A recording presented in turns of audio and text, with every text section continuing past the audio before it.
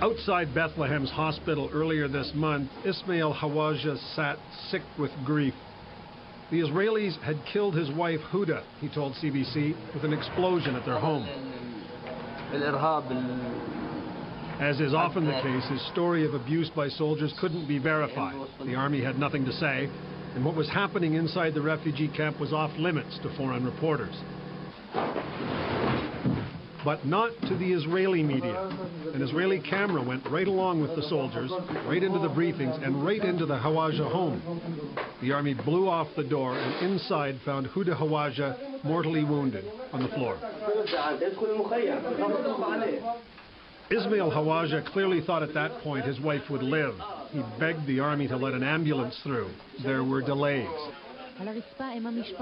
The camera captured the terror of the woman's young daughter and her brother's attempt to stop her from showing the soldiers her fear. After the mother was finally taken out, one of the soldiers spoke to the news crew. I don't know what we're doing here, he said. Purification, maybe. It's dirty here. I don't know why a good Hebrew boy should be here so far from his home. Another soldier said he approved of the operation and that it really wasn't so bad. The soldiers then tore the house apart, evidently looking for weapons.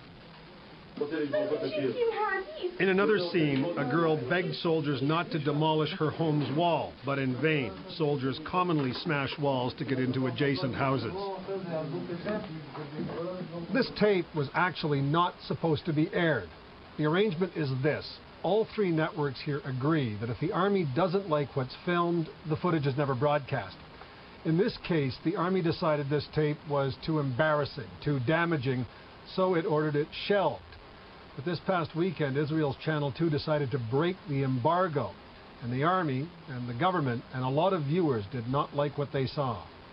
So, on the one this side, Israeli official, who strongly condemns Palestinian censorship, had this to say. I would have expected, a little bit more, I would call it self-censorship on the part of the Israeli media.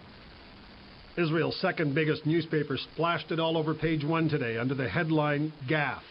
The army, after trying to suppress distribution of the pictures, expressed contrition for its soldiers' actions.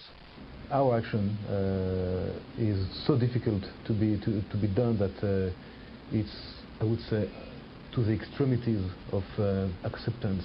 And regarding the delay in evacuating Huda Hawaja, the army said this. It's a mistake. Neil MacDonald, CBC News.